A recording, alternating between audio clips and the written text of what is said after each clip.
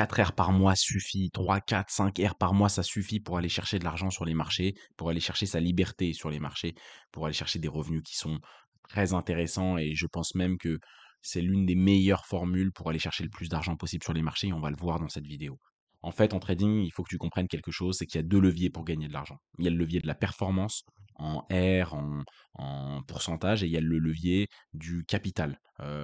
Avoir 500, 100 000 euros, 200 000 euros, 1000 euros, 5 000 euros sous gestion, combien d'argent on trade, que ce soit notre argent, l'argent d'un investisseur, l'argent des propres firmes, peu importe, quel capital nous avons à disposition.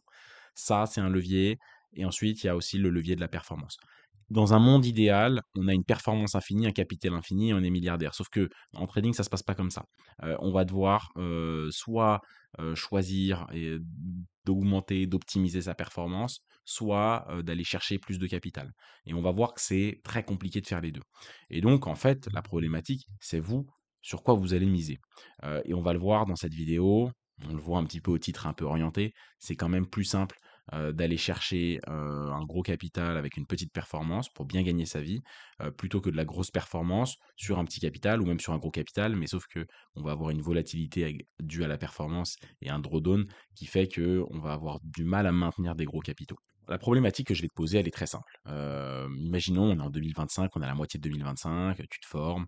En 2027, dans un an et demi, tu as un objectif sur l'année 2027, c'est de quitter ton taf et c'est d'aller chercher 100 000 euros annuels, enfin, sur l'année, évidemment.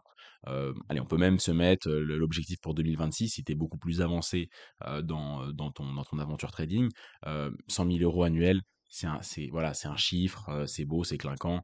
Ça peut être 200 000, 500 000 si tu es ambitieux, ça peut être 50 000, 30 000 euros, 25 000 euros sur une année, 20 000 euros sur une année, c'est un chiffre. Évidemment, l'objet du propos, c'est plus profond que ça. Ce que je veux te poser comme question, c'est que si c'est ton objectif dans un an, dans 6 mois, dans un an et demi, sur l'année 2026, 2027, d'aller vivre des marchés ou en tout cas d'aller chercher des revenus complémentaires intéressants, c'est quel chemin tu souhaites emprunter. Et tu vas voir qu'au fil de la vidéo, il va y avoir en fait plusieurs chemins, il va y avoir deux chemins, celui de la performance et celui du capital. Et on va pas pouvoir emprunter le même chemin.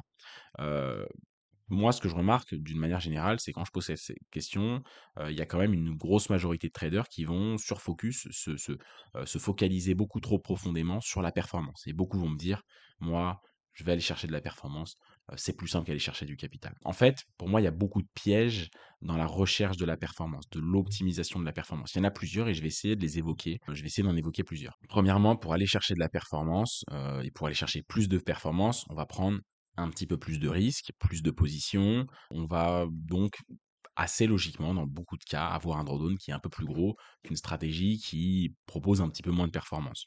On va avoir un drawdown plus gros parce que soit on va avoir plus de positions, soit on va être plus agressif dans le management de nos positions, dans les entrées de nos positions. Et peu importe ce qu'on va faire dans ces trois cas-là, la conclusion, elle est souvent que le drawdown est plus gros. Et donc les gros drawdowns, ça peut avoir une complexité dans la gestion de son capital, dans la gestion émotionnelle. Donc l'un des pièges qui peut découler de ça aussi, c'est forcément une fatigue mentale, parce que aller chercher de la performance est fatigant mentalement, de tout ce que ça peut engendrer. Il y a aussi, voilà, la pression inutile que ça peut ajouter. Évidemment, aller chercher de la performance et viser et avoir l'ambition d'aller chercher une année à 150 ou 200 R, bah, c'est pas la même pression que d'aller chercher une année à 50 R. C'est pas du tout la même pression. Les résultats, la volatilité des résultats, c'est ce que j'avais un petit peu dit implicitement au niveau du drawdown, mais forcément, 150, 200 R, il y a potentiellement un peu plus de trades et bah voilà, c'est ce que je disais, il y a des périodes où ça se passe bien, des périodes où ça se passe moins bien, mais il y a une volatilité de résultats. La volatilité des résultats, elle a un impact sur le capital pour garder le capital, que ce soit son capital ou même le capital des propres firmes. Parce que quand on trade le capital des propres firmes, bah, la volatilité, elle doit être encadrée. Il y a des drawdowns maximum. Donc, elle a un impact sur le capital et sur la gestion du capital, et elle a un impact émotionnel. Les gros drawdowns, émotionnellement, c'est pas forcément évident. On peut flirter avec les cadres et les règles de notre stratégie. On peut sortir de notre stratégie. Il y a plein de pièges aussi dans la volatilité des résultats. Plus tu pousses la performance, plus tu peux devenir instable de par la pression, de par les résultats, et moins tu peux aussi être répétable. Donc être dans ce côté mécanique systématique dans l'exécution de la stratégie. Et ça aussi, ça peut être néfaste. Ça peut être néfaste pour notre trading, ça peut être néfaste pour le reste de tout ce qu'il y a à côté de nos trading. Et aussi, voilà, la perf isolée, elle peut être opposée, contraire à la constance, en fait. Donc on le voit, tous ces pièges sont vraiment concrets, en fait, sur la recherche de performance. C'est pas l'Eldorado d'aller chercher le plus de performance possible. Et c'est ce qu'on va comprendre petit à petit dans la vidéo, c'est que est-ce que pour gagner plus d'argent, il faut faire le plus de performance possible? Est-ce qu'un trader à 50 R peut pas gagner plus d'argent qu'un trader qui fait 150 ou 200 R à l'année? Parce que notre volonté finale, honnêtement, c'est de gagner le plus d'argent possible. En tout cas, on est quand même beaucoup à être là sur les marchés pour cette raison-là. Donc voilà. J'ajoute aussi à ça, hein, dans les pièges de la recherche de performance, c'est que ne serait-ce que pour trouver une stratégie, pour définir, dessiner sa stratégie à travers le backtest, à travers les connaissances qu'on a, bah, c'est quand même plus simple de trouver une stratégie qui va nous donner 50 R annuels qu'aller chercher une stratégie qui va devoir, nous donner 150 ou 200 R annuels. La stratégie, la complexité de la stratégie n'est pas la même, parce que, demander 15 R tous les mois au marché, bah, forcément, il faut arriver avec un système un peu plus robuste, un système un peu plus ambitieux, un système un peu plus lourd. Et donc, bah, pour mettre en place une stratégie à 150 ou 200 R, ça peut demander beaucoup, beaucoup plus de recherche, de développement, beaucoup plus d'investissement de votre côté. Donc peut-être le fait d'aller trader un peu plus tard, ça a des gros impacts aussi. Donc c'est un autre piège. Mais le piège de la recherche de performance, il y a tout ça, mais tout ça, ça part du principe qu'on a déjà trouvé la stratégie. Mais avant même de ça, il y a le fait d'aller trouver cette stratégie à 150 ou 200 R annuels. Et je connais beaucoup de traders qui avaient des backtests, des stratégies, même des années intéressantes, qui n'arrivaient pas à s'en contenter, excusez-moi, et qui étaient toujours dans la recherche d'un système plus lourd, plus robuste, et ils en sont dégoûtés du trading, quoi. Parce que ils n'ont pas réussi à comprendre, en fait, quel était le vrai levier sur les marchés pour gagner de l'argent. Donc pour moi, j'adopte un peu plus cette philosophie-là. Bâtir un edge simple et scaler son capital. C'est plus simple à mettre en place, plus simple à tenir, et potentiellement, on peut avoir plus d'argent au final. Donc, pour moi, un edge simple et scaler son capital. C'est vraiment, pour moi, avec ce dicton-là, qu'on peut aller faire des belles choses sur les marchés, j'en suis convaincu. Et avant de passer à la suite, je te le dis, mais si tu veux construire un plan qui est plutôt simple, propre, tu le comprends, hein, qui te permet d'avancer avec sérénité sur les marchés, d'aller chercher des revenus en trading, étape par étape, je t'invite à réserver un appel avec nous. L'appel, il est gratuit, il est non engageant, on ne mord pas. Le lien est en bio ou en commentaire épinglé. Tu as mon calendrier, tu réserves un créneau et puis on discutera ensemble. Moi, je vais voir où tu en es, je vais voir comment je peux t'aider justement à poser ce plan-là, hein, de bâtir un edge simple et d'aller scaler son capital, ou un capital plutôt. Euh, et voilà, c'est juste une petite discussion. Dans tous les cas, ça sera bénéfique pour toi. Tu t'en ressortiras vraiment avec, je pense, des bons conseils en tout cas. Et si je peux t'aider plus en profondeur, ça sera également avec plaisir. On ne vend pas de formation purement théorique avec un tas de vidéos. On accompagne seulement quelques personnes sur une durée de plusieurs mois. Donc c'est quand même un engagement que vous prenez pour les personnes qui veulent nous rejoindre. Mais on accompagne vraiment des personnes dans un processus qui est suivi et personnalisé. Il n'y a pas de, on ne prend pas de formation, nous. C'est simplement sous forme d'accompagnement. Donc c'est beaucoup plus personnalisé et suivi. C'est des places beaucoup plus limitées et il faut une réelle motivation de votre part pour aller chercher des résultats sur les marchés. Il faut vraiment du sérieux parce que ce qu'on propose de mettre en place, c'est une solution sérieuse. Dans tous les cas, moi, je vous invite à réserver un appel, peu importe où vous en êtes, vous êtes totalement débutant, vous n'avez pas de stratégie, vous en avez une, vous êtes bloqué en backtest. Je vous invite à réserver un appel avec nous. Ça sera avec plaisir de discuter trading. J'ai l'habitude et j'aime ça de discuter trading, donc ne vous inquiétez pas pour moi. Je vous attends de l'autre côté en appel. Réservez un appel, le lien est en description au commentaire épinglé. Et donc, du coup, j'en reviens à ma problématique initiale. Si ton objectif, c'est de dessiner une trajectoire sérieuse, solide, bah, en fait, c'est quand même plus simple de miser sur le levier du capital plutôt que sur le levier de la performance. Mon objectif à moi, c'est de dessiner une trajectoire sérieuse, solide, qui avance peut-être parfois un peu plus lentement que celle où on va miser sur le levier de la performance. Mais le problème du levier de la performance, c'est qu'on peut monter, descendre, monter, monter, descendre très vite, et on peut se cracher à un moment donné, dû à tout ce qu'on a cité. Euh, Si la trajectoire est un peu plus lente, mais elle est sérieuse et solide, bah moi, je peux, bah voilà, si elle est solide, c'est que je peux aller chercher des résultats, de l'argent, année après année. Donc en fait, il y a aussi un problème où il faut faire attention à pas essayer de courir trop vite quoi, sur les marchés. Et là, c'est un point auquel j'ai vraiment envie de vous amener. Bah, en fait, le capital, pour moi, c'est un levier qui est sous contrôle. Le capital est un levier qui se contrôle. Pourquoi? Parce que on peut augmenter le capital qu'on gère, de par les propres firmes, de par des scaling plans, de par des investisseurs, de par des réinjections de gains ou même, heu des réinjections de notre argent, de notre patrimoine, de nos économies. Il y a plein de manières, justement, d'aller se capitaliser et d'avoir le plus de capitaux possible. Il y a plein de façons de le faire sans même avoir trop d'argent initialement. Et on peut prévoir un plan, de capitalisation, et pour moi, du coup, ça en fait un levier qui que nous pouvons contrôler. Alors que le levier de la performance, pour moi, c'est un levier qui est beaucoup plus incontrôlable, beaucoup moins rationnel, cartésien.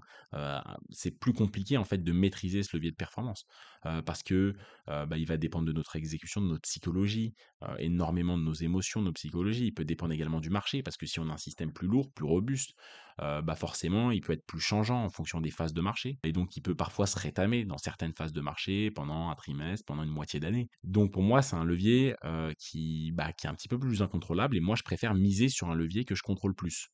Et pour moi, le capital, c'est un levier sous contrôle. On contrôle beaucoup mieux un plan de capitalisation qu'une stratégie très complexe et donc, bah, de ce fait-là, ça en fait encore un levier qui est meilleur.